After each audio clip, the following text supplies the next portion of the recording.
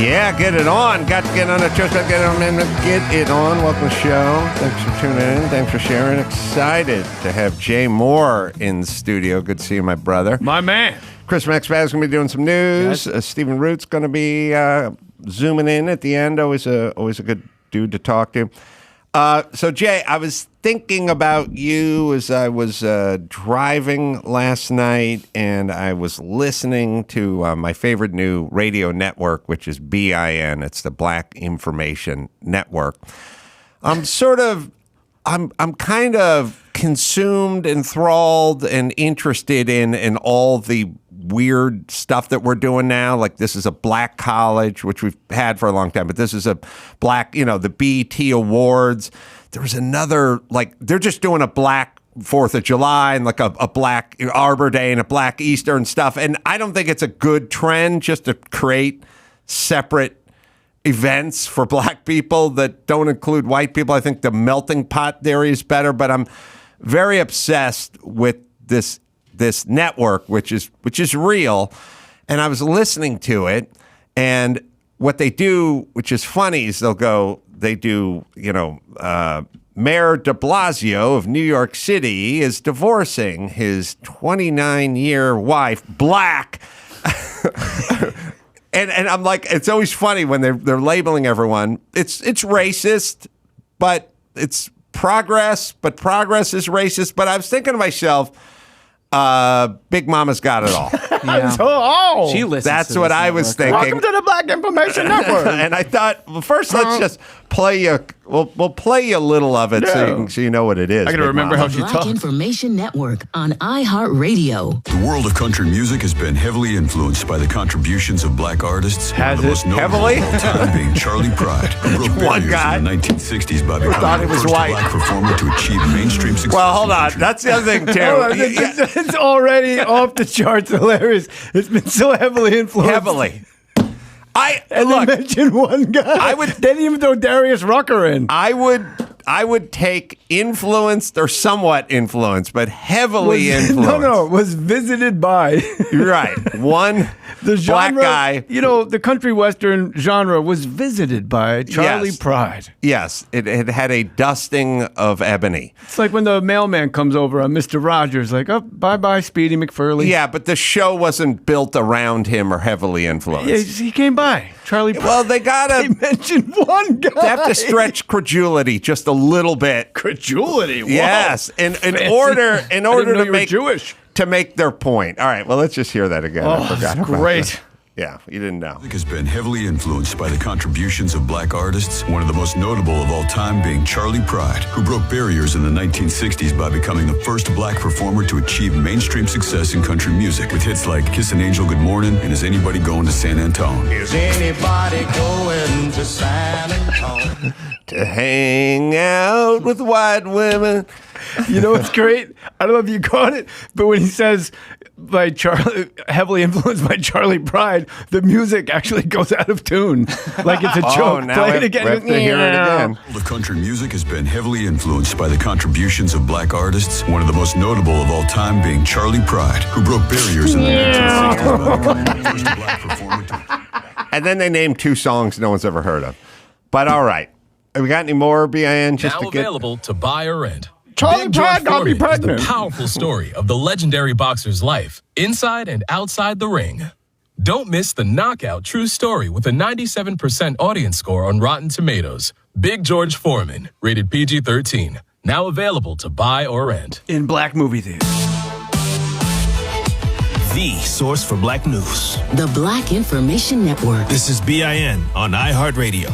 I got to tell you, for a black network, the music is really lacking. Like, like call up Wu-Tang, like get in there, get some beats There's dropping. zero groove. Yeah, Get, right? For real. Charlie's son Lenny in there to punch Lenny this Pride? thing up. Yeah, Lenny Pride. He's pretty good, Lenny Pride. So I was thinking to myself, Frank Sinatra Jr. of country music. I was thinking to myself, maybe Big Mama's got it all. Should maybe audition a little to do her own weekend show on the BIN network. If you have a number for Charlie Pride, I'd like to get in touch with him. He got me pregnant. I think he's dead, Big What? Mama. I think he's passed. That's how he makes love, like a dead man. Oh, really? Oh, you can't say that about He just laid there. He Big Mama did all the work. I threw my back out. He heavily influenced the country community with his Sure sound. he did. Heavily influenced my uterus with that pipe.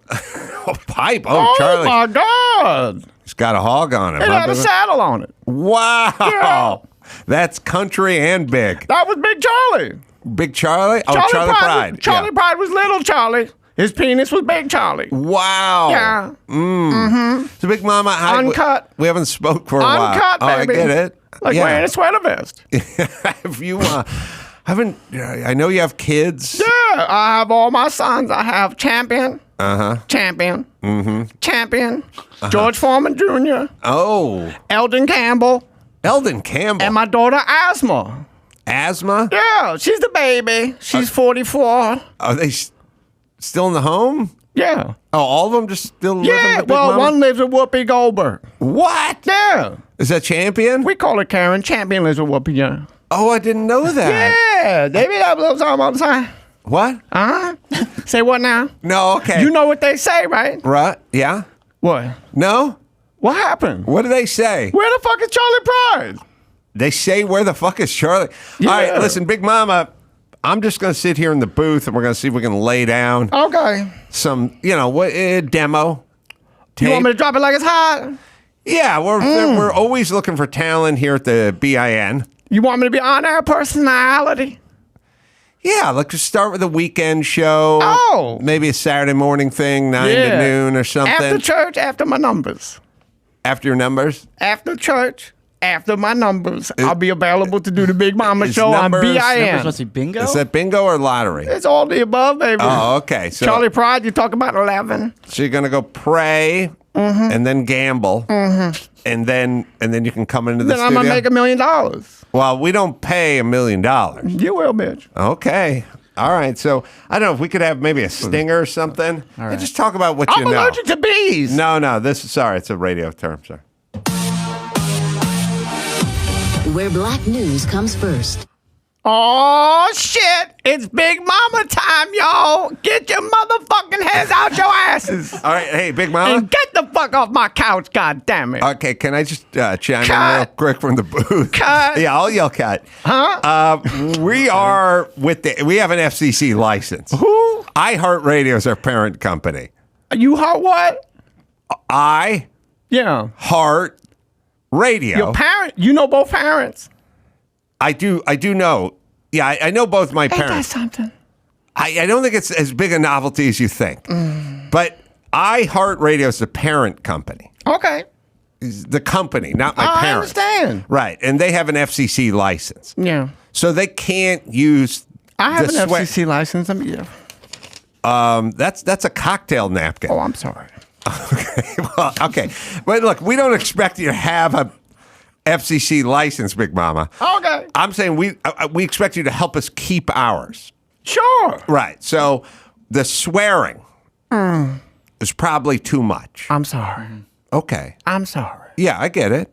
I'm so sincerely sorry. Sincerely. Let's do it again. All right, let's just see if we From can the leave top, that. Let's bitches. do it from the top. Where black news comes first. Oh, shoot. It's mother flipping Big Mama motherfucking got it all. I cut down. Yeah, you cut down. I cut down. You cut down Huh? 66%. Yeah. You were doing good there. That's half. Yeah, but let me explain how the FCC works. One F-bomb is one too many for them. Can I ask you a question? Adam, when do I get a break? Well, they're... My titties itch. I need some fresh air, some air conditioning. Okay, hold on a second. Got Big some Mom. powder? Let me. I actually I do, but not on me. But let me just explain something. What you'll do is you'll talk. We have a clock, Okay. and the clock will be about 12 minutes at the top. You'll be talking about your kids champion and Lavorus or asthma or whatever. The kids. Asthma the baby. Asthma, the 44-year-old baby. You talk about that. Still in diapers. Maybe a little respectful Charlie Pride talk. Okay. Respectful. Yeah. Yeah. And a little about your own life, what's going on, what's in your world, from a black perspective. Okay, let's try it again from the top. And then you can take a break. That's lunch. No, that's not lunch. What we'll do is we'll play some commercials, right? And then we'll come in with you can play like a Lou Rawls song. Oh, Lou Rawls. Okay, let's do it. And then you come back and talk a little more. Okay. All right, let's try it again. Where black news comes first. Welcome back to BIN. I'm Big Mama Got It All with all the news that's fit to say. Now, you may not know that Charlie Pride, he not only was a great contributor to the country western genre, but he also fucked Big Mama so good. All right, now, hold on a second. I'm just telling the truth. No, I know. I gotta be me. I gotta be me. Yeah, I get. We want you. Make it a fucking podcast. We are licensed by the iHeartRadio. I heart your dick. No, I that's know our all parent. about why they call you the Hammer. That's our parent. Thank you for that reference. That is our parent company. They have can we just play? And Carolla got 10 inches. If he folded in half, motherfucker. Let's just play a little bit more BIN and see if we can get kind of a feel for it. Let me get the flavor. The flavor. Like Cool Ranch Doritos. Yeah. The Newport of chips. The Newport of chips. Yeah, they're menthol chips. We'll take you over to tennis now, where things are not looking too good at 2023's Wimbledon. Oh, no. Oh, down. Oh, that does not sound good. Oh, boy. That's Venus Williams screaming following a slip and fall during a match in England. Williams tried to fight through her injury, but visibly, she was affected. She lost 6-4, 6-3. Yeah, well, she came back, though, in the locker room and put her back into it.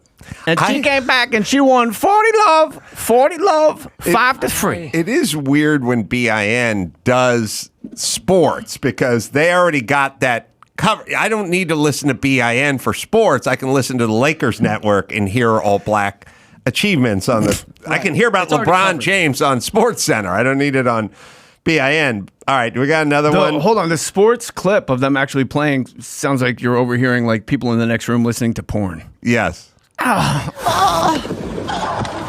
we'll take you over to tennis now, where things are not looking too... All right, find a classic compilation just for Big Mama, please. The sports ones in general we probably don't need because that just sounds like CNN. But what a black sport, Wimbledon tennis. Yeah, that's true. It's true. They picked a sort of traditionally a white sport. Our news, available anywhere. Tell your smart device to play the Black Information Network station on iHeartRadio. Speaking of our news, the news is that I'm Big Mama Got It. Oh, don't interrupt me, bitch. I'll cut you, motherfucker. No, we're listening. We're just listening listening. The reference track, so you kind of know what we're going for. A track? Mm-hmm. I don't walk the track no more. Entertainment news on the Black Information Network. Actress and singer Keke Palmer's boyfriend is slamming the outfit she wore to Usher's residency in Las Vegas. Darius Jackson took to Twitter and reposted the video of Usher singing "There Goes My Baby" to Keke. I'm Tariq Lowe with Maybe You Didn't Know. Civil rights leader Martin Luther King Jr. was awarded the Nobel Peace Prize in 1964. King was the youngest person to ever win the award at the age of 35, but every day. The power of information. This is BIN on iHeartRadio. All right, so Big Mama. I got to tell you, though, if I may interject. As we were listening to those clips, I suddenly became a fan of BIN. Yeah, I am too. Because if I'm a black person listening to black news, I'm like, yeah, like what's up with Keke Shepard dressing like that to Usher's residency? Like, what's white news? A fucking submarine. Oh, what's white? Oh, we got the white. Like we got the Epstein emails or like, yeah. You know, Trump and this and the like, enough's enough. Like, but what's up on the street? Like, what's going on? Did Keke Palmer? I started a white information network. It's called the Adam Carolla Show. Yes. Anyway, gang. I will play you a clip. Oh, God. Austin's latest. The white news right now. WIN, the White Information Network. Amazon owner Jeff Bezos, a white man, is renting Kenny G's old Malibu house for $600,000 a month. Rich white people everywhere say, that's a hell of a bargain. That story plus, Virginia Tech special teamer and sprinter Cole Beck is the fastest white man of all time. I don't know, and man. now wants to go up against Tyreek Hill. White news. I don't know about that. You're forgetting about The Timmy White Dwight. Information Network. Patriots owner Robert Kraft, a white man, is battling with Southampton, New York officials over whether he can put an elevator into his $43 million mansion. WIN. The White Information Network. Lewis Black, Jack Black, or Michael Ian Black. Who's the funniest white comedian with a black last name? White news, white now. The White Information Network. Michael Cera and Anderson Cooper were seen roller skating together through a local farmer's market on a Sunday afternoon. And will Vampire Weekend announce tour dates for 2023? Win Music Report right after this word from MyPillow.com. All day, all night, all white. The White Information Network. All right. ABBA in the background? Yes. If I was ever on Name That Tune, they'd have to fix it to get me off. Oh, yeah. I think. But don't get me started. On Celebrity Jeopardy is another one that I watch in anger because they really dumb it down. Yeah, they do. And guys don't like they? Patton Oswalt don't. He's a genius. He doesn't Yes. need to dumb. It's like, what color is an orange? Right. Right. Yeah. Yeah. No, there shouldn't be a celebrity version of anything that doesn't just involve the same questions that you would have asked anybody who was on the show. Scores would be like 100 to 40 to minus 50. Yeah. All right. But then it's kind of weird. I mean, when you play those celebrity softball games at Dodger Stadium, they move the fence in 100 feet and do the thing. But it's softball, so no one's going to hit it out of the park regulation. But I'm with you. But they go too far in dumbing it down. I've had some, okay. In a celebrity softball game at Jacobs Field in Cleveland, I hit a home run off Bernie Kosar. And as I crossed home plate, I got booed. Really? Because it was Bernie Kosar. Bernie Kosar. He's out there with a 12-pack. He doesn't care. He's the least likely looking NFL player on the planet, right? He looks like if you let like one of the limo drivers at a friend's wedding hang out at the bar. Right. Just like, hey, this is pretty good, you guys. Right. Right. This is pretty good time. But I was at Kauffman Field in Kansas City, and they had all the mascots out at the celebrity softball game. And I remember I'm in the outfield, and I'm like, wait, that's not John Turturro. That's not even Nick Turturro. That's Aiden Turturro. Like, oh, there's a third Turturro. It's just some off-brand Turturro. Right. And then I'm like, oh, there's David Faustino's cousin. Right. And then I'm like, wait a minute, I'm in fucking center field between these two. Right. Like, what's that? How do they feel about me? Yeah. And then like a Leanne Rimes will come in and kind of class it up. Right. And I remember I get to the pitcher's mound. I forget why. It doesn't matter. But we all start grab-assing, me and all these mascots. And the Kansas City Royals mascot is a giant lion. Mm-hmm. Like the royal lion. Mm-hmm. And it sounded like Norman, but you have royal lion, you know? Mm-hmm. He's got a lion face, you know, with the big fangs, like, ah. And he jumps on my back. And I flip the lion over my head, and I get him on the ground in a headlock. And because he really I don't know if he pulled chest hair or something, like something that was just weird hurt me. And I start cranking his neck, and through this giant angry lion face, I hear, "Stop it, you're hurting." And that was a fourth Turturro brother in there? No, that wasn't a Turturro. I can't even mention the Turturros with anything but reverence. I love them so much, but it's just so funny. This face. Stop it! You're hurting. Those games back in the day, like the Los Angeles All-Star Celebrity, whatever, like in the '60s and the '70s, had like Chuck Heston and John Wayne in them. Like they had real fucking star power. Back then, then it just kind of degenerated into like Real Housewives, and well, we're gonna let Brandy Glanville be safe at second because she sure looked good with the. She podiumed on The Bachelor, so she's in now. Like, yeah, maybe there's too many celebrities now, Jay. Yeah, I was just talking about this with a friend of mine. Like back in the day, it was so easy to be famous. Like once you got a couple movies, or especially a comedian. Oh fuck, you go out tell one. Like Flip Wilson tells a joke. One joke, he stretches it out for 4.5 minutes, and if you want, I'll even get a banana for your monkey. Ha! Well, all right, so let's talk about this because we're oldish and we like comedians. These guys, I only knew from their sort of sound bites. They're catchphrases, like on these shows, like Laugh-In and stuff like that. And like Flip Wilson would play Geraldine. Yeah. So come out there like, come on now, sucker. Woo! And it was like, but no, there wasn't anything coming out the other end. It was just the novelty of seeing Flip Wilson in a mini skirt. But the guy I never can figure out who passed semi recently was Ray J. Johnson Jr. I don't know. Oh yeah, you know. Oh yeah. Oh, you know. Ray J. Johnson Jr. Motherfucker. His entire stand-up shtick. Look, you travel around the country. I travel around the country. You go out on stage, you do an hour and 15 minutes of stand-up. You know what I mean? Yeah. But you can't just do catchphrases. That's about 45 seconds. And his whole thing was he wore the trench coat. He had the mustache. He had the cigar. He kind of looked like an old-timey Mickey Spillane gumshoe, kind of had a fedora on. And his whole thing was like, no, you don't have to call me Johnny. You can call me Stevie. Call me Jay. You can call me Ray. And you can call me Bobby. But you doesn't have to call me Johnny. And then at some point, someone would tap him on the shoulder and go, Johnny, and he'd go, whoa. And I was like, it's good for a Miller Lite commercial. But what is his stand-up?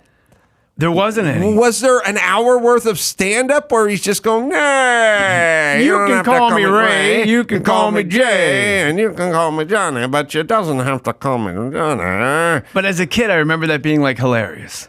Right, because he was on the Muppet Show doing like a cameo.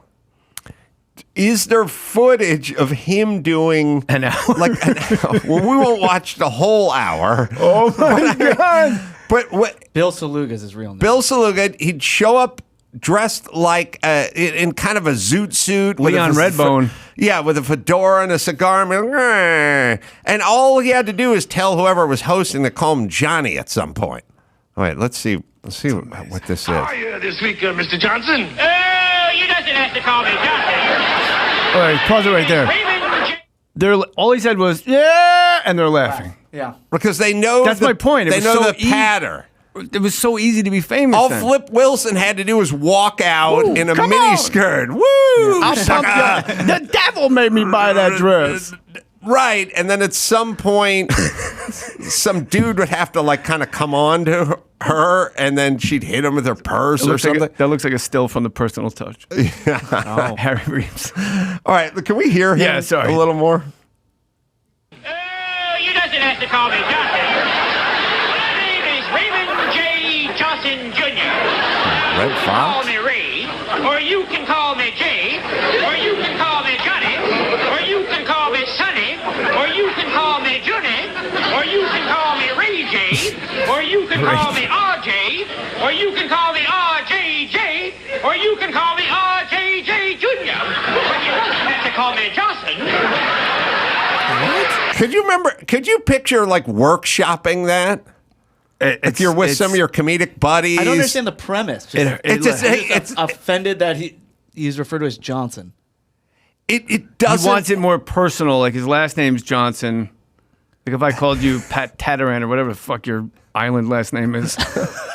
What's your last name? Loxamana. Loxamana. Yeah, sorry. Yeah. It's all right. I understand RJJ Jr. now, though. Now the bit's hilarious. We have you can call me Chris. You can call me. Oh, we got another clip. I think you're trying to make sense of something. Terrible. It hurt my feelings. But we were so patter oriented. Yeah, you know, we like number one song. Manamana do do do do manamana do do do do manamana do do do do do do, and you'd be going, what the fuck is that? And it's like, it's just a pattern. Right. It's just a repetition. I get knocked down. I get up again. Yeah, that's a later version of that. Dun, dun, dun, dun, dun, dun, but at least there's lyrics in that. We Yeah, just not had really. like jingles. Yeah. All right, let's see if we goes on. My name is Raymond J. Johnson Jr. Well, the deli is right across the street, Mr. Johnson. If you Oh, you doesn't have to call me Johnson. You can can call me Ray. Or you can call me Jay. Or you can call me Johnny. Or you can call me Sonny. Or you can call me Junie. Or you can call me Ray J. Or you can call me RJ. Or you can call me RJJ. Or you can call me RJJ Jr. But you doesn't have to call me Justin.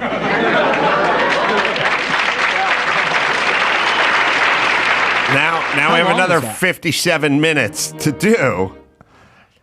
I still don't know what it was. You could stretch that out, too. You can stretch that into like 44 minutes. I don't know.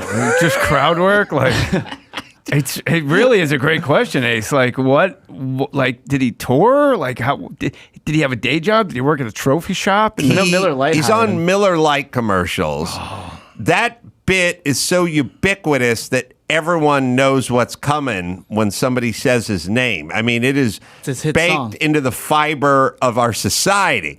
So he had to get booked to play clubs and theaters and residencies in Vegas and Tahoe and stuff. Like he had to. And if he got booked, he had to be good for at least a 45-minute act. I think that's my point. Is you didn't. That's why I'm saying it was so easy to like the unknown comic. I looked up on YouTube like a month ago. Like that really made me laugh as a kid, and I was like, oh my God, this is awful. Yes. Like, it's awful. Yes. Except I do like when he sticks his tongue out the eye hole. Like, that makes me laugh a little bit. The other bag-related unknown comic was a comic who performed with a paper bag on his head. Murray Langston with eye holes. The only thing that made me laugh about the unknown comic, when I was there, we're the same age. I was sitting around watching TV, figuring out like when you're young and you don't come from anywhere that has any comedy in it, your parents, your neighborhood, your family, it's teachers, friends, guidance counselors, or anything. It's kind of like being 13 and a half and being gay.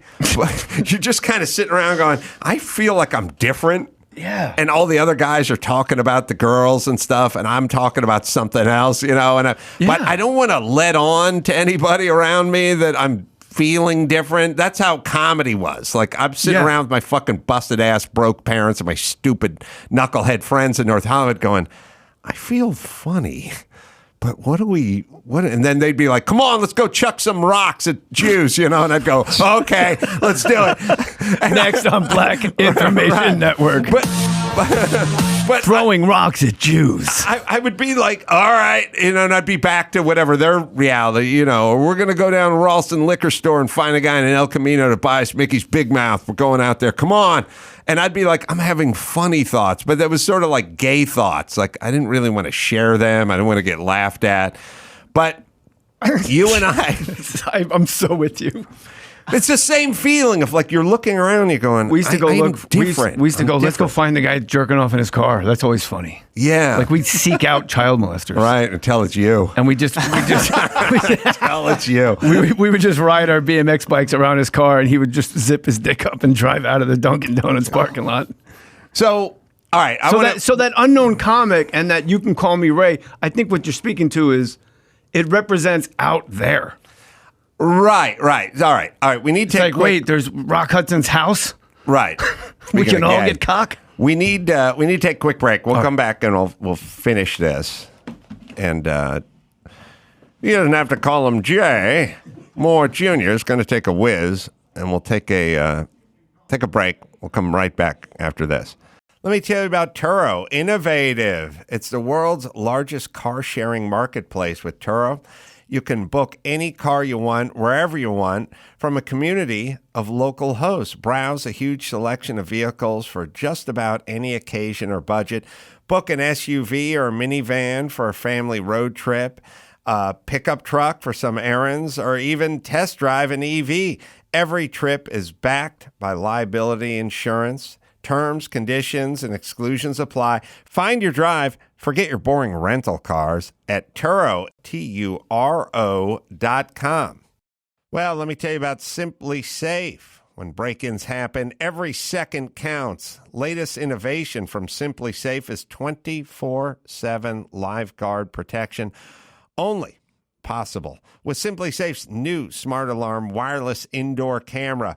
With a fast Protect monitoring plan, Simply Safe agents can see and deter intruders through the camera, warning them that they're being recorded and that police are on the way. Plus, advanced motion detection and vision AI can sense the difference between potential intruders and pets. These guys are great company. Their product keeps evolving. They've been with us for 1 million years, and they just keep growing and getting better and innovating.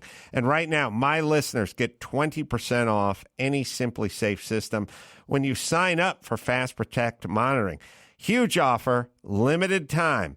Visit Simply Safe, 2 I's in there, simplysafe.com/Adam. That is simplysafe.com/Adam. There's no safe like Simply Safe. Jay Mohr in studio, and you can find live dates for Jay doing very funny stand-up. Summer's off. Don't even worry about it. All right. I've seen him do stand-up. I'm just relaxing this summer. Good. Working on my base tan. You got to get the base. Lay down the base. Swimming laps and doing planks. Enjoying my new hair. Yeah, you're looking good. New hair, new teeth, new you. When's the wedding? Is there a wedding? We're working on it. You're working on it. Had to get through the prenup. I don't want to steal my jokes. Oh, my God. I can't have her lifting your joke. I can't have a gorgeous blonde out there doing Christopher Walken. Your dog has no tail. It's crazy. I'll assume my invitations will be in the mail. Absolutely. That's right. All right. So, yes, Ray J. Johnson Jr. and all these guys. Now, the funniest joke I ever saw the Unknown comic do, Chris, you know the Unknown comic? Yeah, we've talked about it before. Right, but you wouldn't have. No, not before. Very popular. So these guys would get white hot. They'd be everywhere. And all they had to do was about 3 minutes of material because they'd be on late night shows and Dinah Shore and all this kind of stuff. But what a life. But the question is, did they ever have an act? And Ray J. Johnson Jr., and so I would sit home when I was 13 or something and go, that's comedy and I may be gay, but this isn't my place. I need to be, but I don't know what that is. I guess you got to come up with a goofy sort of hook. Yeah. And then in a trench coat and a fedora and you hold a cigar and go, and you have to not be bothered by repetition. Yeah. You know, like I am going to do the exact fucking same thing. So much so that the audience knows the bit right as I go into it, and they don't care, and I don't care either. Bunch of simpletons we all were. But the best, there was a good, and you say putting the tongue through the eye hole was your big bag-based comedy with the Unknown comic. Yeah, it was a high watermark for me. My big one, the one I got a big laugh out of when I was 13 is he was doing some variety show, Smothers Brothers, or where they had all these shows, and they cut to the audience.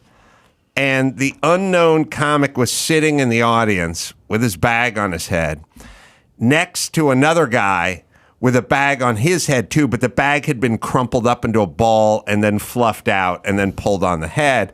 And he turned to him and he said, "How you enjoying the show, Grandpa?" And I was 13 and I was like, that's fucking funny. That is funny. That's funny. And then once he had water come out, he did? Somehow, yeah, like he drank it and the water how about this one? If you find a clip of the Gong Show with that was Chuck Barris. Right. Like, it was so funny. Now you watch it and it's like, I think he was on like acid or something because like he can't even clap his hands. No. Like he's out of his he's either severely autistic. Yes. Or like low-flying aircraft, he's got to get under something. Right. Or he's like actually tripping balls on LSD because he goes to clap. And he's like, he comes out with a hockey helmet, a fucking hockey stick, and like a coconut bra. And then Mean Gene, the dancing machine, comes out. And everyone's like, I think they were all like on acid for real. Like it doesn't make, or Quaaludes, it doesn't make sense. I think many songs and many pieces of art, TV, and creative things were all sort of Coke fueled back when Coke was so ubiquitous. And I'm not sure if these ideas or these shows would have been with us if it not been for Coke. Like I think a lot of these. Well, there was a whole movie about him. Yeah, Chuck Barris becoming like an undercover spy, and stuff. It was a crazy kind of being John Malkovich kind of Sam story. Rockwell, who I love. Yeah, they did like 10 years ago or something. God, but I think he says he was doing a fair amount of drugs. But again, like he puts his hand, he'll put his hand on top of his head and bend over like he's in pain or like laughing. Right. It's really like somebody at a party that can't get their shit together. And it's like, no, I need you to tell people to move their cars. And he's like, Yeah, it was crazy. But as I always say, best time in American history, which is mid-Coke, pre-AIDS. Best. I don't want to get that again. Best decade ever. You may have had them both. You ever had a venereal disease, Ace? No. Me neither. Really? Well, never. That's good. I had crabs. I shared a bed, a small single-size bed with a roommate that had crabs and never got crabs. You didn't get them in your eyebrows from eating his ass? Eating his ass. You know, I had... But Confessions of a Dangerous Mind, 2002. My God, 20 years ago. Yeah. But crabs isn't a venereal disease. It's an animal. It's different. Oh, that's right. It's like having a pet. Yeah. It's like someone saying, did you have a hamster when you were a kid? It's the only animal you could transmit that makes sense. Like those little tiny bugs that look like crabs. Like you can never catch a panther from someone like it's. You couldn't. The lights are out. You pull down your pants. Wow! Yeah. Wait, what? No, nothing. We captured one of his crabs. Yeah, I had to put him in a little baggie and bring him to my doctor. I was in high school. And Oh, I you had did? I had like a little Ziploc bag. And for some reason, my mom had like the lower third Ziploc bag. She's dealing coke? I think so. Yeah. She was a nurse. Who knows? My friend had the crabs, and for some reason, the crab shampoo, Rid or whatever it was called, was not over the counter. Yeah. And it's like, it was a little kit of like shampoo that would kill the crabs. It's the only thing that would kill the crabs. And like a miniature little crab comb. That's not true. Which is, we both have stories on this thing. You shave one of your balls. A flip-flop doesn't count, though, because you can't take a shot in a guy's chunk. You shave one of your balls completely bald. You light the hairy ball on fire. After they transfer over to the Then when hairy they ball? run out into the bald ball, you take them out with an ice pick when they're out in the open. Oh, you're right. That'll work. So gotta have a slow hand, though. You gotta have a steady hand. Slow is smooth, smooth is fast. Mumbly peg. We didn't have doctors. We didn't have insurance. And we didn't have money.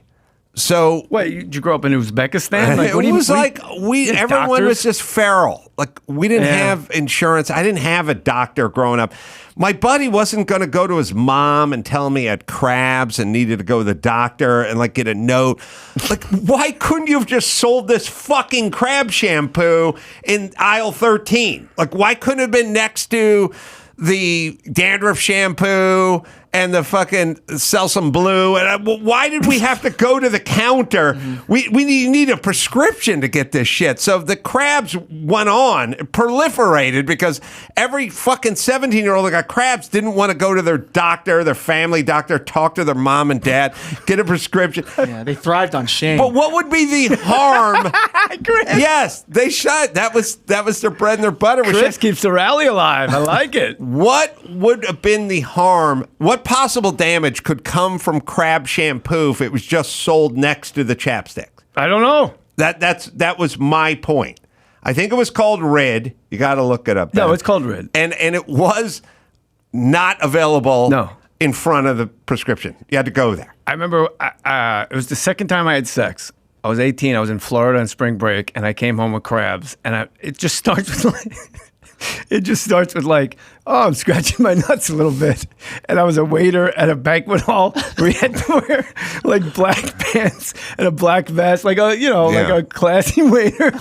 And midway through my shift, I'm just like, just talking to people, fucking scratching my dick and balls. And then handing out breadsticks individually. Just giving old people like, yeah, sure, it's decaf. Like just giving them regular. I wonder how many old people, you were a waiter, right? No. Oh, I wonder how many old people I killed, like walking to the dining room with a pitcher of coffee and they're like, is that decaf? Yeah. You got it. Look at it. You can tell. I'm not going to make a fucking pot for your ass. I probably got 6 bodies on my fucking resume for just giving old people caffeinated coffee and throwing fucking crabs next to their fucking wigs. We picked off one of these crabs off my friend. We captured one. With your mouth? No, I used a box with a stick in it. I put a little peanut butter. And I tied it to a string and I fucking hid under the bed for a long time, I remember. They're patient. So we captured one of these crabs. They look just like crabs. They're so scary. Was rid, it's over the counter now, but it is? I don't know. I think we've evolved to that. God damn it, if pot's legal and rid is still prescription, I'm going to be fucking pissed. You can buy it online, so I'm guessing it's not over the counter anymore. When was it, when did the FDA make that commitment? Is crab still a big thing? I never hear anything because you can get this shit over the counter now. Oh, take it easy. So, all right. So we captured. Well, Vagisil is for I brushed my teeth with Vagisil once. Oh, really? I brushed my teeth with Ben Gay at wrestling camp. Some guy was rubbing it on his leg, and I just walked by with my toothbrush, and I was like, I don't want to walk all the way back to my bunk. So I'm like, I just fucking completely spaced out. I'm like, can I get some of that? And I put my toothbrush out. Wow. And the guy looked up at me like, sure. And I remember brushing my teeth. I'm like, this is a weird toothbrush. He must be one of those nature guys. Like, there's no foam or anything. And then all of a sudden, my mouth just caught fire. Oh. Yeah, we had one bathroom and one thing of toothpaste at a time. You know, it wasn't one of those. We had extra ones in the cupboard. We weren't rich. We had one, and my sister would take it to school or something because she smoked at nutrition and then brushed her teeth or something before she came back into class, whatever it was. And I just said to her, "Where is the toothpaste?" And she said, "It's in my purse." When I was 13, I just reached in and grabbed a tube of anything that was in there and just put it on that. How about blow the dust off of an old bit? How about 1 bar of soap for the whole family? Yeah. How creepy is that? One bathroom, one bedroom, 1 bar of soap, one thing of toothpaste. That was 1 bar of soap. No wonder you don't get along with your father. You're fucking each other by proxy. Yeah. Your dad's washing his balls. You went right behind him. You're complaining about hot water. That's probably how I got crabs. Using my dad's ball soap. Exactly. So crabs love ball soap. We captured a crab. And I said to my buddy, we didn't have any money. We didn't have a doctor's note. We didn't have any weight. We were sharing a bed together and a blanket. I said, look, I got something that kills everything. Because I would go out at night when it was 110 degrees outside in the San Fernando Valley and kill cockroaches by putting ammonia in a spray bottle and just spray it, with the long stream on there. And if ammonia hits anything, they just die.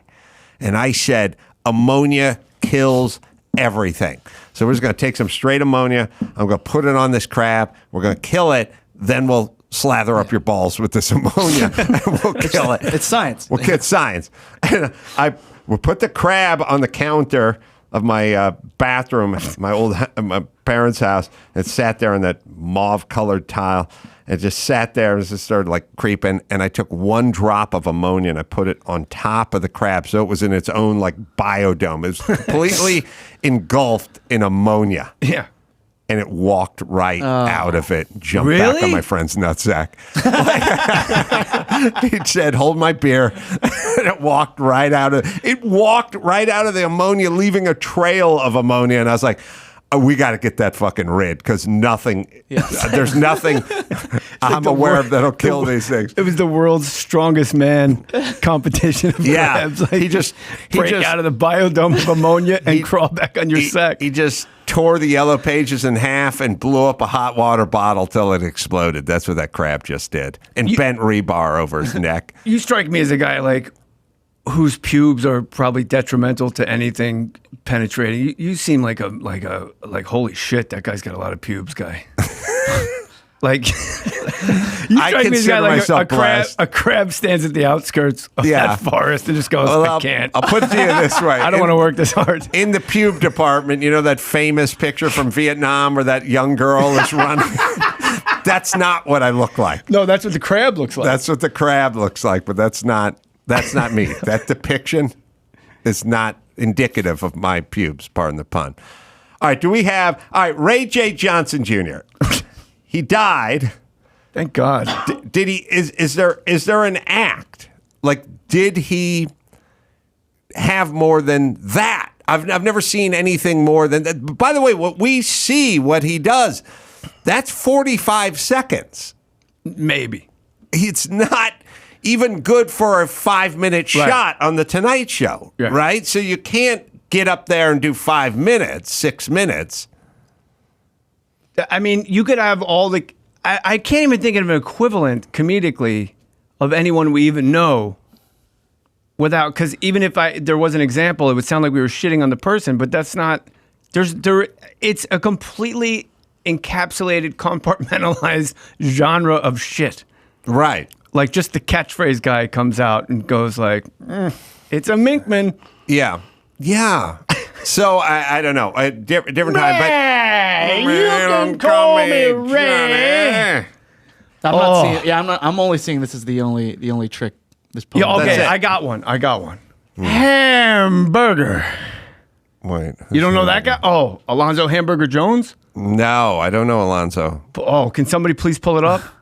He's on Def Jam, and he's got a cowboy hat, and all he does is say, Hamburger, it's good to be here, Hamburger. Let's see how that would work on the BIN network. Let's try that. Where black news comes first. Hamburger, it's good to be on BIN. Hamburger, what about that submarine hamburger? Wow, I know. I don't know this guy's. Can we pull him? You're the only guy that gets clips? This guy's act. All right. Bob Dylan referenced. How can you not pull up RJJ's Hamburger? Oh, he's looking for it. Bob Dylan. In one of his songs. Really? Gotta serve somebody. That's the song. And he does the "You May Call Me" shtick in it as part of the lyrics. You got me. 1979 or something. 1979. It was the precursor to Hurricane. Good I am. Never heard this song before, but I had to fucking figure out the date when he would have known about this guy. He was so ubiquitous. He so made his way into the zeitgeist of America that Bob Dylan thought, fuck it, I'm not writing another song about the Vietnam War. I'm doing Ray J. Johnson Jr. Yeah. Bob goddamn Dylan. Let me tell you about the hurricane. Hamburger. And Ray J. Everybody's just 19. I got to hear this song now. Yeah, gotta serve somebody. That's what's called. Gotta serve somebody. Oh, hold on. You're going to like this. All right, let's hear Hamburger. Come on, give me one. Good looking brother. Oh, yeah. Mm-hmm. Hamburger. How you folks feel like tonight? Just sneaks it in. He did pork chop and hamburger in the same sentence. I'll tell you this. Ew, no, get out of here. No one wants to see you swim. All right. He makes, what's the guy's name? Ray J. Johnson Jr. Ray J. Johnson makes this guy look like fucking Jeselnik, like a genius. Yes. He makes this guy look like David Tell. Hamburger. I'm going to start doing that. I never know. What food would you pick? Oh, well, I love a Reuben. Do you really? It's a sandwich that has sauerkraut on it. I mean, fair, but it's not very lyrical. Chicken pot pie. Chicken pot pie. I'm not lying. Chris is on the board. Yeah, I mean, I like goulash a lot, but it's too regional. Yeah, they wouldn't get it. Risotto. I'm not lying. Yeah, that risotto. I went with fusilli in my head, but risotto came out. Oh, okay. Well, that would work. Chicken parm. I think chicken parm. Chicken parm. Chicken parm. Yeah, hey, chicken parm. it ain't Halloween, bitch. Chicken parm. Hey, fat chicken parm. Talking about chicken parm. Eating a pork chop on the bus stop. Chicken parm. How about a round of applause for the wait staff? Chicken parm. They're doing a good job. That's right. We got Murray Langston, chicken parm, coming out here. I know chicken parm comedian. He's going to give you a couple minutes. I wonder if sometimes the chicken parm doesn't get spaced out enough. Chicken parm. It's like chicken knock knock chicken parm knock. Who's there? Chicken parm. Chicken parm. Who? Oh fuck! That wasn't the joke. But that's what TikTok and stuff is just becoming. Just fucking people just saying shit. Yeah. Hey, chicken parm. Why'd the chicken parm cross the road? Chicken Shit, parm. I fucked the joke up again. God damn it! I keep saying chicken parm when I'm supposed to set up. Yeah, my son watches all these YouTubers, Mm-hmm. I don't know if Sonny does or your kids are a little older than mine. Yeah. But it's just like, my sister wanted to lay out and I wanted a great way to ruin it for her. Yeah. So I put shaving cream on her back. If I leave this pool, they're going to give me $10,000. Last one to leave the pool. And my son's fucking riveted. And everything's extreme. But think we about... wanted to make a salad. Wow! First we had to get lettuce. Wow! It's extreme. And my son's sitting on the couch comatose while they're doing extreme shit like make a salad and getting out of a pool. Who are these people? Well, I would... First of all, I'd like to criticize them, but if this was possible... when I was young, then I wouldn't be describing trying to kill a crab with ammonia. I would just go to YouTube, play my clip of me trying to kill the crab with ammonia. If I get a million it would likes, all be chronicled. If I get a million likes, I'll put it on his balls myself. That's right. Whoa. Yeah. What the fuck's happening? I don't know, but I will tell you this with like social media and the time we're living in. I would liken it to fast food on every corner, 24/7 drive-thrus. You know, when we were kids, you might say, well, let's go to the In-N-Out Burger or whatever, and then someone would go, it's Sunday, it's closed. Yeah, or it's 8 o'clock. Yeah, the street lights are on. There's nobody there. Like, there were hours and rules and windows you could eat. That's why you broke shit. You do nothing. There's nothing but eating now, 24/7. And as if we're not fucking fat enough, I saw this entire campaign now with ranch sauce. It's all about you got to dip your pizza.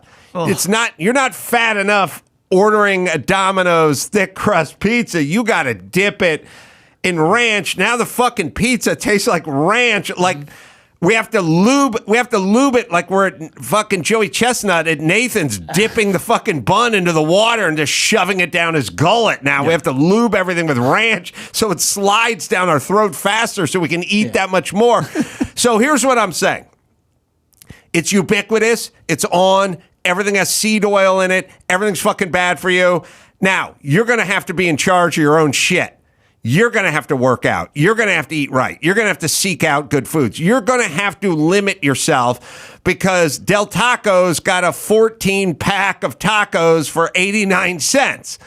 They're not going to get in the way of you becoming morbidly obese. You're going to have to take control of your own shit. You're going to have to be your own custodian. Everybody is. When we were kids, there was Coke, Pepsi, Mountain Dew, and Fresca. Now there's 700,000 energy drinks and every kind of Gatorade and it's got electrolytes and it replenishes. It's all fucking corn syrup. You're going to have to be in charge of yourself. Also, don't be stupid. Like I was just with someone and they do this shit. Happened to my son, happened to a friend of mine. They go to the fucking store, they buy Gatorade. Gatorade is wild berry blast mountain seizure. And then it's orange, green, and red. And then they take a sip of it and they go, this tastes like shit, dude. And I'm like, yes, you ordered something that doesn't exist. You could have ordered lemon lime or orange or something, but you went with Rocky Mountain Blue Blast Seizure. Arctic Blast Seizure. The white one. That's 7 colors inside of this fucking thing. None of them exist in nature except for on Birds of Paradise. And you took one fucking hit off it and you go, this doesn't taste like watermelon. Of course, it's a pile of fucking chemicals. Why did you buy it? You're an adult. It happens all the time. They go, this tastes like shit. Like, of course it tastes like shit. Read the fucking label. There's no watermelon juice in this. What are the Gatorade flavors? My God. There's 2 fridges in my house. There's the fridge with food in it, and then there's a wine fridge, and under that is 2 drawers for Diet Coke, waters, right? Gatorade, Celsius, whatever. My son, after one Little League game, some guy got a fucking hair in his ass about Prime energy drink. Mm-hmm. I can't close it because of all the Prime in there that he's no longer drinking because the one that looks like a bomb pop tastes like, an alligator's dick. It's terrible. And I'm just like, am I supposed to throw out it's insane. But it made me think, like, you always talk about the laziest, like, generation in the world. And when you're talking about all the food, it made me think of, like, how fat we are and we love going to the mall. And then I realized, like, every time when we're on the road, we go to the mall. It's a way to kill 2 hours, and they're always empty. It's too much walking. Right. But if you go to the food, people know where to park, so they can just walk into the food court and go to the movie and eat more and keep stuffing their fucking holes. But if you actually go to a mall, when I was a kid, the mall was packed. Yes. It was fucking packed with people. Like, that's where you went with your parachute pants on to meet chicks from another town, because no girl in your town would fucking give you the time of day. Spread those crabs, bro. Yeah, spread those crabs around in the parachute pants. Make that noise when you walk. Whip, whip, whip, whip. But now it's like malls are empty. What I got sidetracked, but I was going to say, you're going to have to be in charge of your own weight. There's society and Madison Avenue and big everything, big farm, big farmer. They're all conspiring against you. You're going to have to be in charge. You're going to have to fucking read up, figure out what's in shit, read labels, stop eating so much, hit the fucking treadmill. And what I was going to say about your son, my son, or whoever, you're going to have to be in charge of your own sanity now when it comes to staring at your fucking phone all day. They're doomed. You're just going to have to shut it off. You're going to have to leave the room. You don't take it with you when you go for a hike. Like, you are now, because the guardrails are off. Yeah. It is Sodom and Gomorrah. It's a wild orgy of destructive information, and you can't consume it all. Just like there's a drive-through open 24/7 all the time. And every third commercial is either for fast food or some medication that'll counteract the fast food. Like, you're just going to have to be in charge. Side effects may include death. I hear people, talking about Ozempic or whatever, and they're like, you can lose. I got a friend that lost 25 pounds just by taking the Ozempic or whatever, and they're going to start making it in a pill now. And I'm like, stop thinking that way. Be in charge. Yeah. You have to be in charge of yourself. We've fucking given it away. Like, we've lost dominion over ourselves. Nobody else cares about you. No, nobody cares. They want to make money, which is the opposite of caring about you. And Chris hit something like shame. What'd you say about shame? Like, shame was the it's how the crabs thrive. It's how they. Yeah, but like, that's shame. Also, I've found is a good detriment to, like, the fucking selfie assholes. Like, everybody's always taking their own picture. Like, I've literally been at red lights and seen, like, a hot girl on the corner taking her own picture while she's waiting for the light to change. Yeah. And I've rolled down my window and going, are you taking a picture of yourself? And they just fucking become ants. Like, oh. They get real small. Like, I am. Like, oh, I am. They were seen. All right. Are you taking a picture of yourself? Speaking of energy drinks, I knew a Red Bull rep, and he gave me a case of Red Bull one time. And I was like, thanks. And I looked at him, and all of them were expired by, like, past a year. I was like, hey, these are expired. And he goes, oh, actually, they never expire. We just have to put that because of the FDA. But you're good to drink. It's just a pile of chemicals and caffeine and stuff. Just do drugs. Well, we're knocking on the door of doing drugs if you're just walking around with a Red Bull all day. This is my public service announcement against drugs. This is what I'll tell my sons. Look, drugs are only fun for the first 18 years. Yeah. After that, you're on your own. But look, if you want to have the greatest time of your life, by the year 2040, son, you're going to wish you hadn't done them. But up Yeah. until then, best concerts, best sex, best laughs, best friends. And with global warming, maybe it is the right decision. So you admit there is global warming? Oh, yeah. Yeah. And the Earth's going to end. Yeah, I was thinking, well, I think Chris has a story about that somewhere in his news. All right, we'll take a break. Jay Mohr's hanging out. No plugs. He's working on his bass stand. And I'm here because I love hanging out with you. We'll do some news right after this. Let me tell you about Angie homeowners. It's a lot of work to own a home. Whether it's everyday maintenance, repairs, or dream projects, it can be hard to even know where to start. All you need is Angie. Your home for everything home. Find a skilled local pro who will deliver quality and experience. Over 20 years of home service experience. Bring them your project online or with the Angie app. Answer a few questions and Angie handles the rest. Look, you're busy. You don't have time to do all this stuff. Let Angie handle it. Take care of just about any home project in just a few taps. Download the free Angie mobile app today or visit online. Visit Angie.com. That's ANGI.com. ANGI.com. That's Angie. Let them do all the heavy lifting. Well, let me tell you about Simply Safe. when break-ins happen, every second counts. Latest innovation from Simply Safe is 24/7 live guard protection. Only possible with Simply Safe's new Smart Alarm wireless indoor camera. With a fast Protect monitoring plan, Simply Safe agents can see and deter intruders through the camera, warning them that they're being recorded and that police are on the way. Plus, advanced motion detection and vision AI can sense the difference between potential intruders and pets. These guys are great company. Their product keeps evolving. They've been with us for 1,000,000 years, and they just keep growing and getting better and innovating. And right now, my listeners get 20% off any Simply Safe system when you sign up for Fast Protect monitoring. Huge offer, limited time.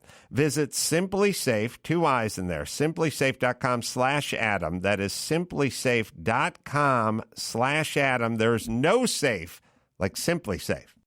All right, Jay Mohr's taking a second piss. Now, in the day, we would just assume he was snorting Adderall, but I assume he's taking a piss right now. That's the new and improved Jay Mohr. So he'll come back in. We'll do a little news before Stephen Root joins. So there's this video of Adele going around where she had like a T-shirt cannon and she was shooting out shirts to her fans, and but she had a message for everybody, because I guess there's this thing where people are just throwing shit on stage at singers. Yeah. So this is her response to that. Have you noticed how people are like forgetting fucking show etiquette at the moment? People are throwing shit on stage. Have you seen that? I fucking dare you. Dare you throw something at me and I'll fucking kill you. Stop throwing things at the artist, but you can shoot things at people. So she's shooting shirts out, but yeah. It's quite all reverse. I've got to go back over and give my T-shirt, come back. I've been seeing it. These people have lost it. Can you imagine?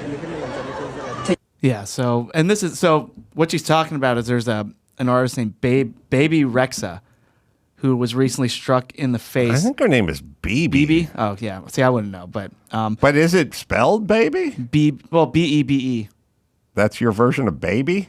Bebe. I don't know. Is it Bebe's Kids? That's how I don't know. I went maybe. off of. You remember Bebe's Kids? Yeah, she got hit with a phone. Yeah, I watched TMZ. Okay, yeah. So hit with a cell phone. Ava Max, a singer, was scratched inside of the eye after a fan slapped her. There's this video of Pink where somebody threw ashes. Yeah, TMZ. the mother's ashes. I know. I know it all. I know it all. I just wish. It's the greatest gig in the world being a pop singer like Adele. The reason it's the greatest gig in the world is you've got your songs, and your songs are always there. And then in between, a lot of them are doing a lot of patter in between their songs now. But they don't have to be entertaining. They don't have to be smart. They don't have to be almost anything. They just have to be sort of mildly interesting, and the audience fucking eats it up, but their song is always sitting there. Yeah, well, so it's just if Pearl Jam's the king of that. Eddie Are they? Vedder's always like, it was last year, we got invited to the White House. Boo! All right. And one thing about politics is it's not for everybody. Yay! This is elderly woman behind the counter in a small town. You're like, what? Yeah. He gets to do it. Talking about? Bruce Springsteen may have started it with they closed the mill down. When I was growing up, we don't care. My old man used to say, when you going to cut your hair? Fuck your old man. Play Candy's Room. I know. And it's BB, yeah. But BB Rexha, the point, it's a TMZ thing. The point is you say mildly amusing. They're not even mildly amusing. If that was in your set, someone would throw a fucking chair at you when you're up there. But if you have Born to Run just sitting, just right to your right, and it's basically the break in case of emergency. It's just a glass with a fire extinguisher in it, and you can talk about the factories, you can talk about your old man, you can talk about the Vietnam War, you can talk about the Jersey Shore, and the second you feel a little air come out of the room, because Jay's been up on stage enough to have that feeling. You know that feeling, like a little air comes out, you just yell, 2, 3, 4, the first lick. Like, could you imagine, as a performer, if you're trying out some new material, talking about something, feeling the audience shifting a little bit, losing a little momentum, and then you just strike a chord, and the entire place stands up and erupts. Reset. I saw Ozzy at BlizzCon one year, and I went just to watch him do War Pigs, right? I saw the set list when I was on stage, and I saw War Pigs was third. Starts at 7. Sharon doesn't fuck around. He's going to be on stage at 7. So I go, you know what? I'll walk out of my hotel at 7. So I got the tail end of whatever was before War Pigs. He was shooting water, like a giant water cannon at the crowd going, come on! Come on! Like, imagine you're on stage and you're on improv and a joke doesn't go over and you just go, come on! And they're all like, oh, we're sorry. We're sorry. We didn't realize we're supposed to be fired up for that joke. Come on! Oh, he doesn't have to call me Carolla. You can go. He has that ripcord. Yeah. Raymond J. Johnson Jr. Carolla. Set. She's just talking about nothing. A lot of these people are just talking about nothing, but no one ever, then everyone thinks they're funnier than they are, but they're not really doing anything that's that funny. You know, we've come a long way. I remember not too long ago, I shared a bed with a guy that had crabs. And I put ammonia on the crab, and the crab crawled back onto his ball sack. This is even flow. What would Tony Bennett sound like with a little in-between song chatter? I don't know if you're old enough to remember the Negro Leagues. But there was a guy named Josh Gibson. Josh Gibson. Gibson, boy, he led the Negro Leagues in doubles, home runs, and RBIs, but he couldn't eat in the restaurant on the way to the hotel. I'm Tony Bennett for Black Information Network. Mr. Saturday Dance. Who was the Gibson who was the pitcher? Bob Gibson. Bob Gibson, who would know what his sponsor was? No. He would do Brimatine Mist. Wow. An inhaler. Asthma inhaler. There's a commercial of Bob Gibson. Okay, this brings us to an old More Stories topic, which was, what's the greatest celebrity endorsement because of its strangeness? And the finals were like Earl Campbell for Skoll. Skoll, brother. Because he's on the beach by himself. Yeah. Goes behind a rock, puts a pinch between his cheek and gum, walks back out with 2 blondes. Right. And he's like, hey, Skoll, brother. Pinch between my cheek and I think he says Skoll, brother. Joe Montana for Ruse. Oh, Ruse, right? The shoes. Karl Malone, LA Gear. Played in Utah for LA Gear. I don't want to be a one-upper. Yeah, no, please. I got to go Phil Rizzuto for the Money Store. Yeah, you know what? That's probably a winner.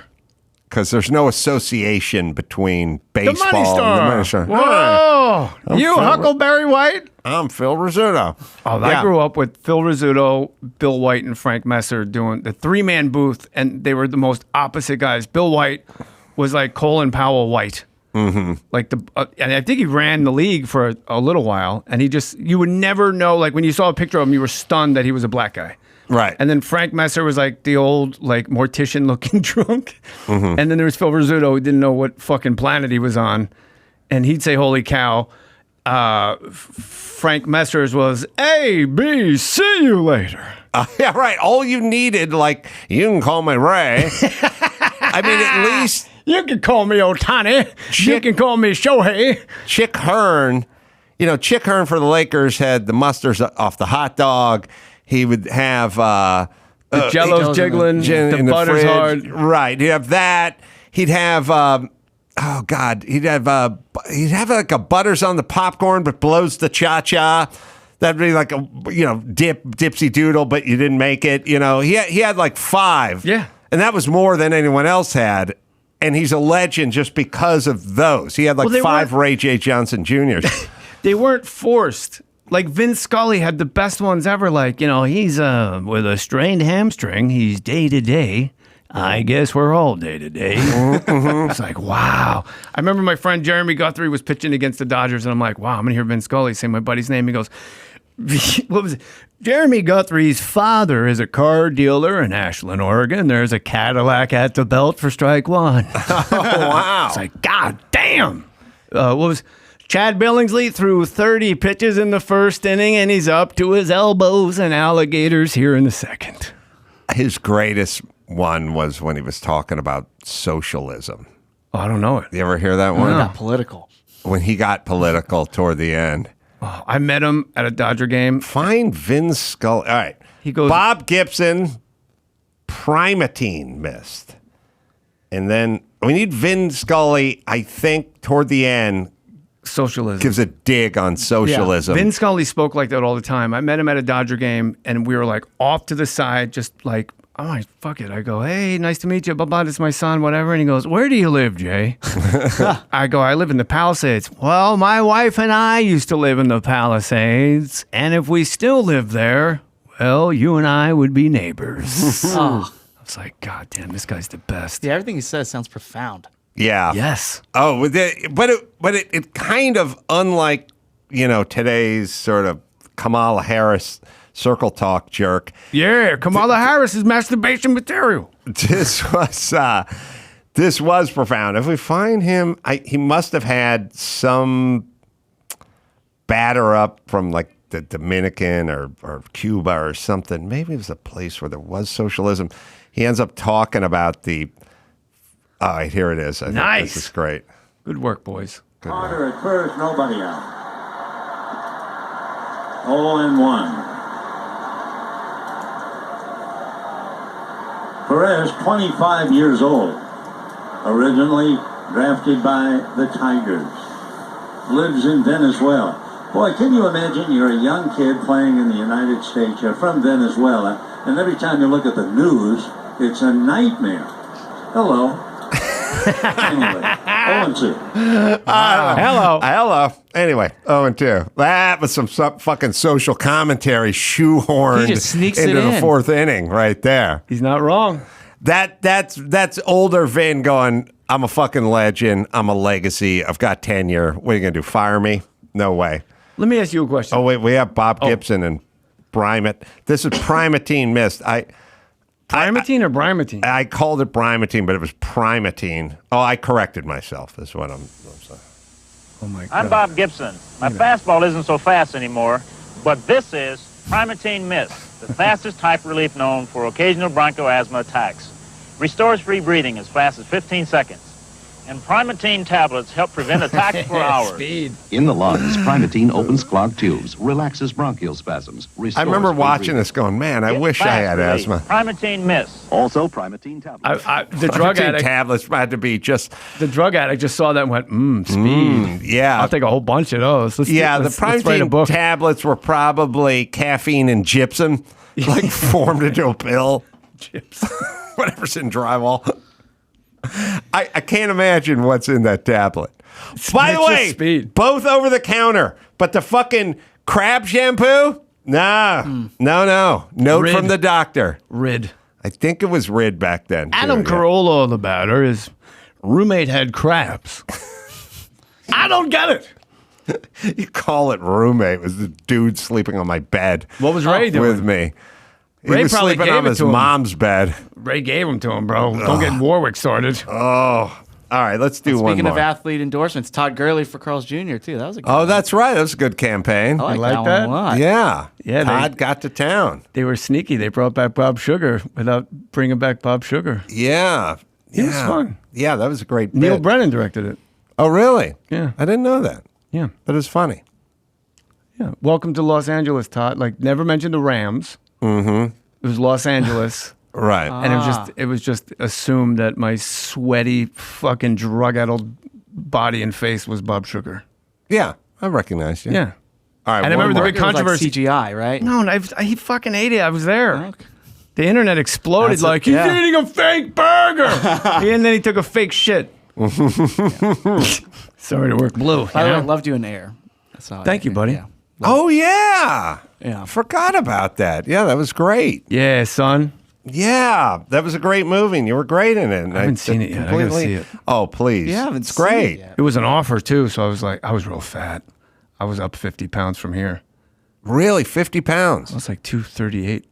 Yeah, I noticed. You lost a lot of weight. You lost a lot of weight. Swimming in planks. Planking and swimming, right. That's what's up. Little hard work. But you know what? I went from coaching wrestling on speed to AA meetings, 3 a day, where they serve cake. I tell people the same thing. I was poor. I taught boxing in the mornings, and then I was a carpenter all day and had no fucking money. Of course, I was fucking shredded when I was 28. That's all I did was teach boxing all day and then swing a hammer all day and then come home and eat like a can of Dinty Moore stew and go to bed. I swung that hammer at night. Couldn't go out to eat, couldn't do anything. Then I got into fucking radio where you just sit in an air-conditioned room and complain all day, and I got rich. And then you start going on sets, and there's craft service and everything. It's like, all right, it's Deviled on. eggs and sliced cucumbers. Just bags of chips. Bags of everything. The thing about the set, it's been 2 hours. You guys probably need some quesadillas. This is the thing about the set. Yeah. You go, look, I'm not going near that craft service table because I'll fucking dig in and they have Reese's Pieces over there. They got the pretzels with the peanut butter in them. I'm not even going near there. I'm just going to stay on set here. I'm not going to Crafty. And you're sitting there, and then you're sitting there with Jimmy or Dennis or Daniel or whatever. You're having this meeting, with the director and stuff like that. And you're talking, and there's like a tap on the shoulder, and you turn around. Here comes the tray of quesadillas and the smoothies peanut butter and jelly sandwiches, and they're just pushing them at you, and you're like, oh, the fucking mountain has come to Muhammad. Yeah. And now it's an offering. It's quesadillas pushed in front, literally. You guys are in a huddle. I'm going to pierce the huddle with quesadillas. And now you're staring at it and you go, well, I said I wasn't going to Crafty, but if Crafty's coming to me. And if you turn it down, you look like a maniac emperor, no, bring me the head of Jokanan. That's right. I don't want to offend the woman. So, yeah. That smoothie's only good for like a few minutes. That's right. Yeah. All right. We got Stephen Root, who's so great. Waiting out there. Yeah. So let's do one more story. Well, you mentioned this one earlier, so we'll just get into it. So the Earth. Hold on. Why'd you give me a piece of paper and a pen? We were going to play the Rotten Tomatoes. Oh, that's right. I forgot. It's okay. We'll play next time. The Earth's average temperature reached an all-time high on Monday last week, and then again on Tuesday in what is shaping up to be a year of record-breaking heat. Monday's global average temperature of 62.62 degrees Fahrenheit was exceeded Tuesday when it reached 62.92 degrees Fahrenheit. Yeah. Seems low. All right. Okay. I got this to say as I was driving home from Vegas. LA's been freezing. What the fuck are they talking about? We've had a weird winter, yeah. It was like 116 on my way home from Vegas. And I remember making that drive when I was young in like a Nissan pickup truck and stuff. You literally just stared at the temp gauge in the car. You didn't even look at the roads. Like it's 100 degrees outside. It's 120 degrees outside. I'm just going to stare at that needle because if it starts creeping up, we're pulling over. But I got water.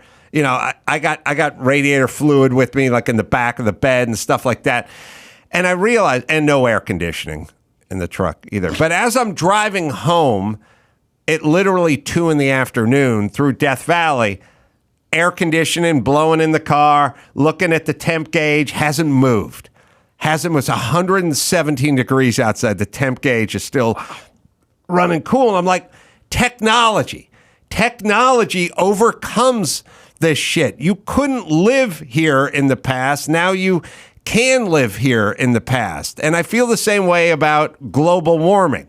I'm not a fan of it. I think it's blown out of proportion. You can't make announcements that the world's going to end every 8 years and expect people to fucking listen after 50 years because I grew up with a hippie mom and the same line of bullshit. We went from global warming. We went from ice age to global warming. We made it from everything's going to be frozen to everything's going to be baked. But either way, I have faith in technology. Like you can live in Nevada now because you can build a home with blown cellulose insulation in the side and R30 rolled insulation up top, or expanding foam, and then 14 zones for air conditioning and solar panels and everything. Like you can, and a Tesla battery wall that's going to fire the air. Like you can do it now, is what I'm saying. Just like the car could leave. If you were, when Ricky Ricardo and Lucille Ball were driving to Vegas in 1957 during July, you couldn't go. We're going to drive back to LA at noon. You go, no, we got to wait. Yeah. We got to wait till the sun goes down. We're going to fucking we're not making it to Baker. We'll make it to, we'll die. First off, we'll cook alive in this car that doesn't have air conditioning. And the second part is Flathead Ford's not going to make it without seizing. So you literally have to. Now you just leave when you want to leave, fire up the air, and the car never overheats. And it's technology. Like we beat it with technology, and that's what I think. I think that's what the future is. Well, how come technology hasn't made air travel faster? Because like when the Beatles flew from JFK to LA, it took 5.5 hours, just like it does for me and you 40 years after the fact. Right. Except for we get no comped drinks and a ton of attitude. So it makes up for it. Yeah, we get a hummus box, whereas they got a serving cart. Hold on. You and I aren't getting the hummus box. Relax. You want to pay an extra $9, you can get the hummus box. Yeah, you and I are, on planes. All right, here's my point. Oh. That is a decision. They had the Concorde. Concorde could do it in 2 hours. But they made a conscious decision, which is there's more broke people that want to travel than people that'll pay $9,000 to get to New York 4 hours faster. Yeah. So they went, we could do it. We're not going to do it. We've turned it.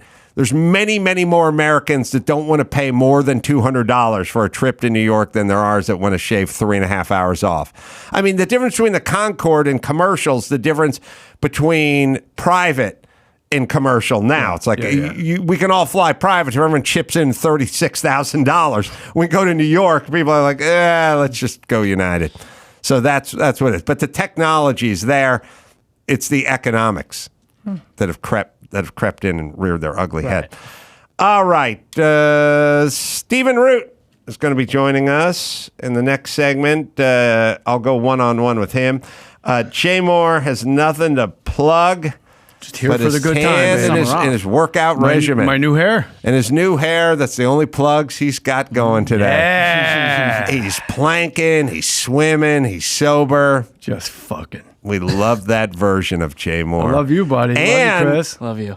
For those of you who think, you get sober, you lose the edge, creatively, fuck no. Jay Mohr is funny as ever. All right. We'll take a break. We'll come back with Stephen Root right after this. First, there's the Jordan Harbinger Show. The Jordan Harbinger Show, a different kind of sponsor for this episode, the Jordan Harbinger Show. Well, if you're a fan of fascinating podcasts and interesting people, you should definitely check this one out. There's an episode for everyone, no matter what you're into. Jordan talks with Scott Adams about persuasion in a world where facts don't matter anymore. Man, is he right. Or you go inside the dark world of wildlife trafficking. You'll always find something useful to apply to your own life, like routine changes to boost productivity or slight mindset tweaks to change how you see the world. Jordan's a good guy. We've had him on many times. I know the man well, and he's worth a listen.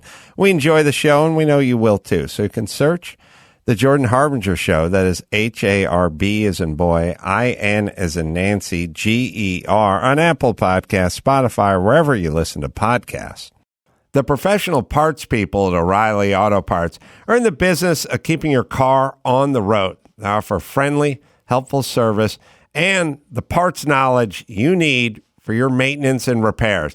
The team at O'Reilly Auto Parts can test your battery for free in or out of the car. If it needs to be replaced, they'll help you find the right battery for your vehicle. If your check engine light is on, O'Reilly Auto Parts will scan it and retrieve your trouble codes for free. If needed, they'll even refer you to a repair shop.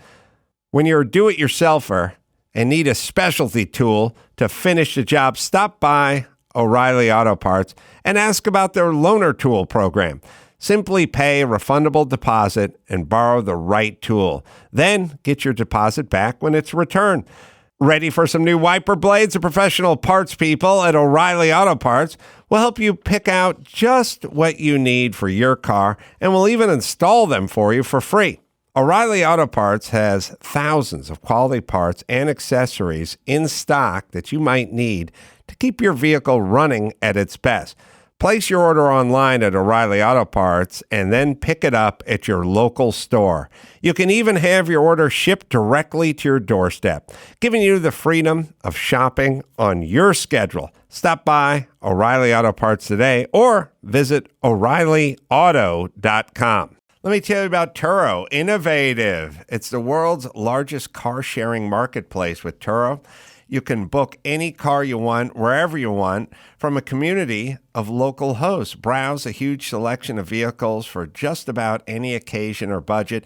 Book an SUV or a minivan for a family road trip, a pickup truck for some errands, or even test drive an EV. Every trip is backed by liability insurance. Terms, conditions, and exclusions apply. Find your drive. Forget your boring rental cars at Turo, Turo.com. Us from New York City. Stephen is an actor that's been in many, many, many shows you've enjoyed over the years. And movies. And movies, I should say. Adam himself hasn't seen any of them, but it's okay. It's all right. Bite your tongue, because my 17-year-old son said to me yesterday with his friends, "Is No Country for Old Men your favorite movie of all time?" And I paused and I went, "Yeah, I think it is. I think, even though Rude is in it, yes." That's what he said, but I still circled back. In the Coen Brothers films and so many other projects. Praise Petey is his latest. It debuts on July 21st on Freeform and next day on Hulu as well. It's an animated series, Stephen. Produced by Mike Judge and Greg Daniels. Who you can't go wrong with either one of those two the dudes. King of the Hill guys are the best. And especially Mike, who basically made my career anyway with Office Space. Mike Judge, I would call quietly a genius. Yes, I would too. And he's very shy, but he's a good guitar player. Yeah, I would say Quentin Tarantino and Elon Musk are sort of overt geniuses, and Mike Judge is a play it close to the vest, quiet. He's a quiet genius. He is, and he's a genius performer as well. Because I've seen him do, voices where he can talk to himself without any further preparation, as Beavis and Butthead or Boomhauer and Hank. He's unbelievable performer. Yeah, I guess to get it more to the animated side, Seth MacFarlane is an extrovert genius and Mike Judge is an introvert genius. Yes, sir, I believe you're correct. But needs to be recognized nonetheless. Oh, yeah. Now, I had this name that popped into my head when your name popped into my head when we were talking about talking to you, and it was the name Buzz Bizinger. And, I know that name. And I thought to myself, so as you get older, as I get older, you just have these sort of rando thoughts sort of rattling around in your head. And someone said Stephen Root, and I said Buzz Bizinger. And then I thought, why do I think that? I vaguely remember that name as well. From where? No, I don't remember. Right. But I remember somehow last time I interviewed, we stumbled onto that name, and then you kept saying it in like an English accent. Yeah, Buzz. I don't remember what that character was. Well, I did my due diligence, and God bless you. Buzz Bizinger is a author. And he writes books, and he wrote Friday Night Lights. Okay. Amongst other projects that we've heard of, but I still can't figure out how his name popped how my up. name fits in there with him. I don't know. Oh, I love the name though. It's the best. It's the best. I would love to change my name to Buzz Bizinger. Absolutely. Well, imagine how much further you'd be along in your career if your name was. I would. It would be so great. It's either, for me, I'd like to be named Minnie Driver. I feel like, and if we could get Buzz Bizinger and Minnie Driver together to create the ultimate power couple. Oh, wow. It would be like in The Offer. You know? It would be perfect. Who wouldn't like making that announcement when they showed up to the cocktail party? Arriving now is Minnie Driver and Buzz Bizinger. Oh, all right. So let's talk about you, Stephen. Sorry. Oh no. Okay, but if you want to, go ahead. Yeah, we'll get off of Buzz for a second. It's just I'm just curious of how the human mind works. Well, that wouldn't be me. I have a question. So I'm an actor. Have you seen one of them eat? It's a different species, really. Yes.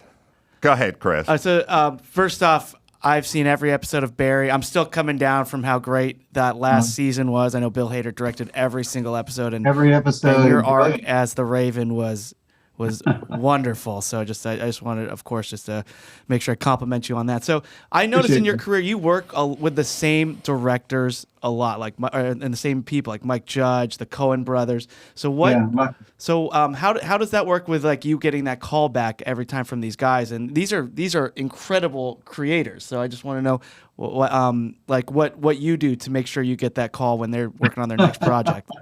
Well, I wish I could say something. I did something to get that call back, but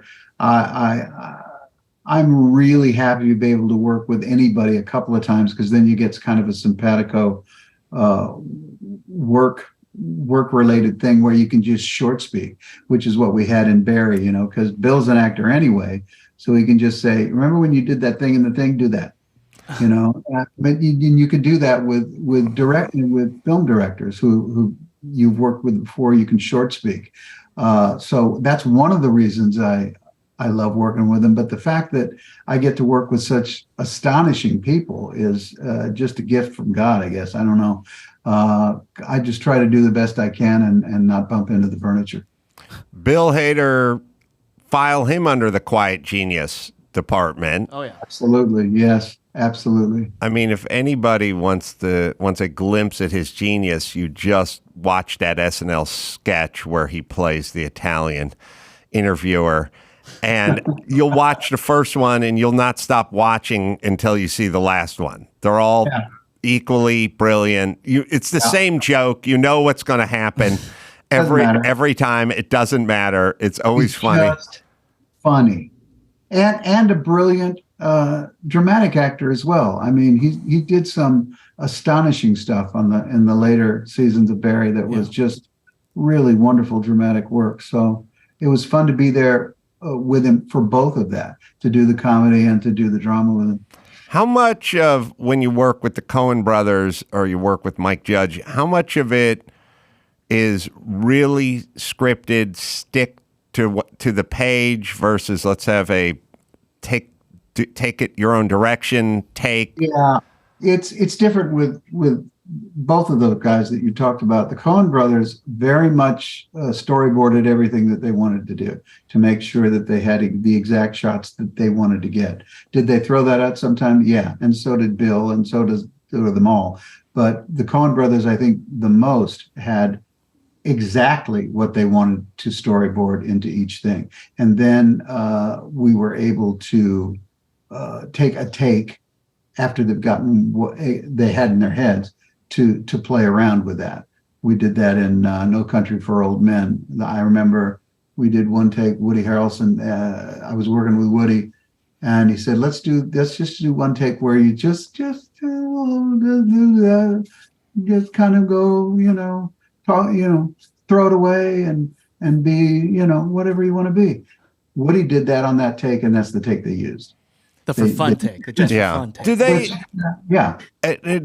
And how important is it, if not at all? Because I've done a few movies, and you just shoot out of order because it's just a more efficient way of doing it. On the other hand, it seems like it would help the actor if they kind of went in order.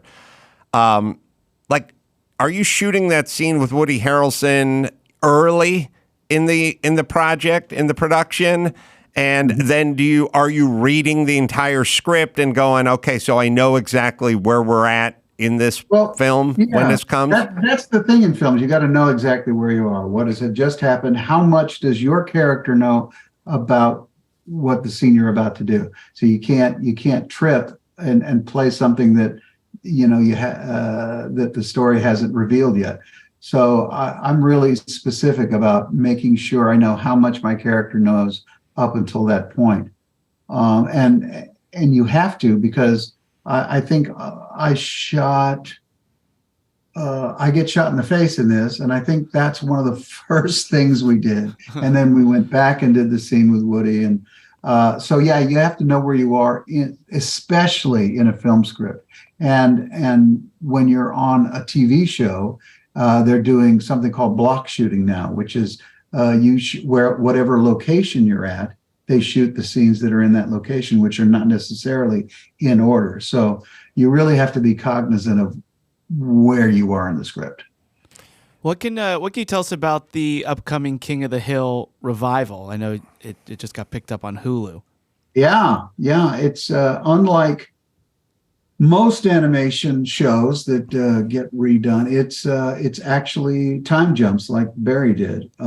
We stopped doing it 10 years ago, so we are now 10 years later in the world of King of the Hill. Bobby is 20 and not 12. Whoa.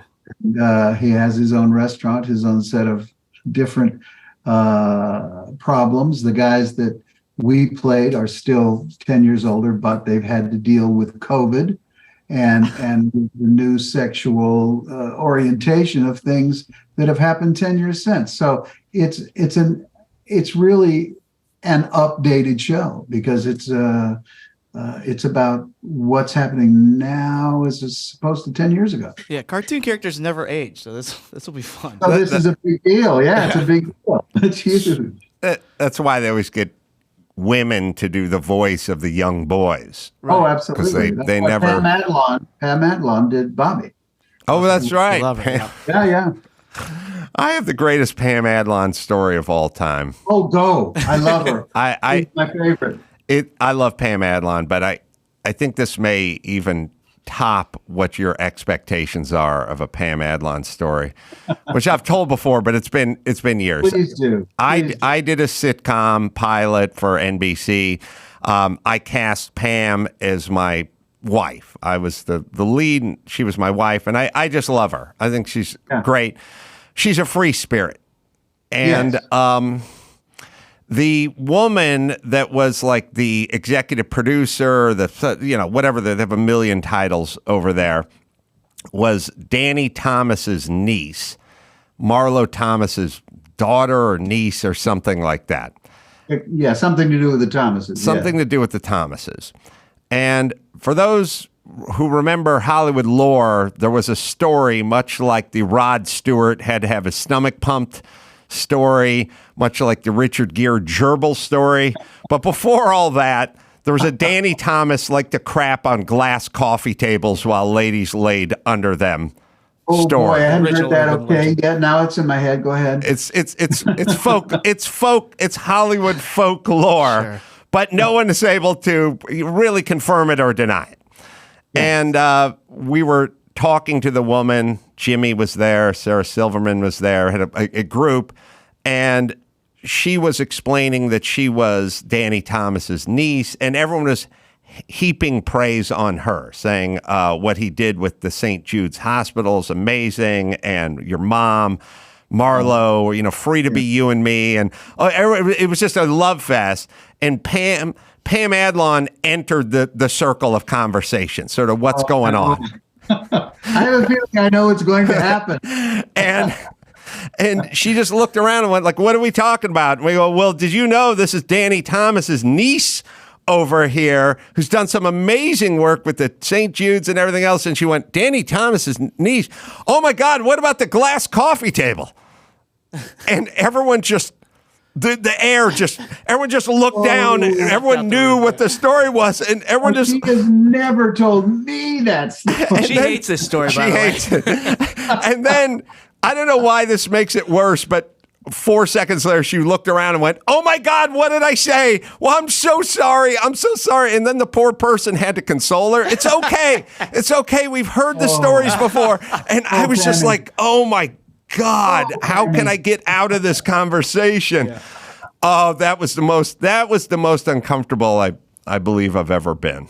Yeah, I can imagine so. But she's sort of crazy, free spirit, but amazing talent. And better things. I don't know whether you saw her show, but brilliant show that was on for 5 years that she wrote, directed, acted in.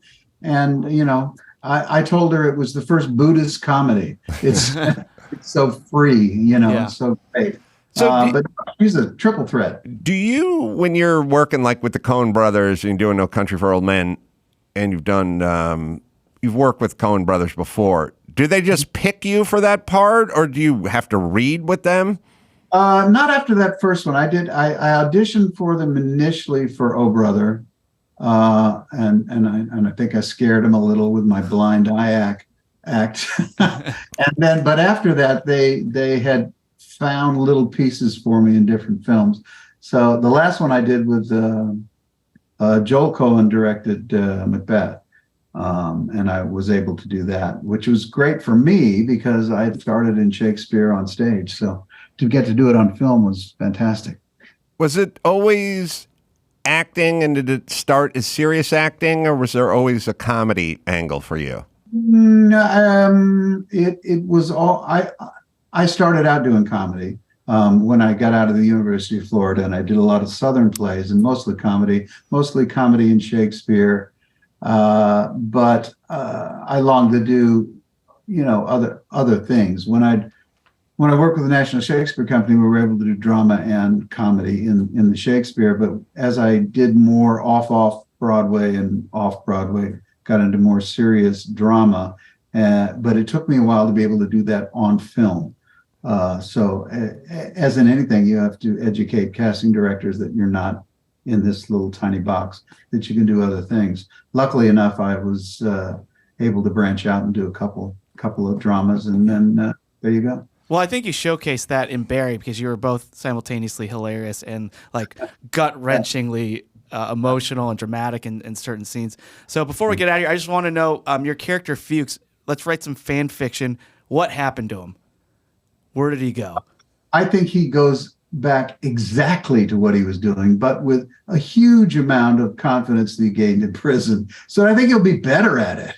He'll be better at sending really good assassins out into the world. They'll make more money. He will be happier because he's now gotten some attention and some confidence within his prison system, so that I think he's going to go do great. I think he'll just continue to do that until somebody shoots him in the head.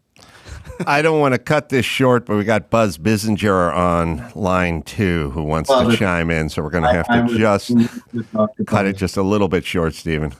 The animated series Praise Petey, it debuts July 21st, freeform, and next day on Hulu as well, and then we can look forward to more Mike Judge collaborations with the King of the Hill, and God knows what else Stephen's up to. Stephen, when you're in L.A., come by and see us in person, please. You got it, buddy. I so appreciate it. Thanks, guys. Always good to see you. Stephen Root, everybody. All right, I'm going to be in Las Vegas coming up, and then Portland, and then Appleton, Wisconsin, and then Honolulu, and you can go to adamcrow.com for all the live shows.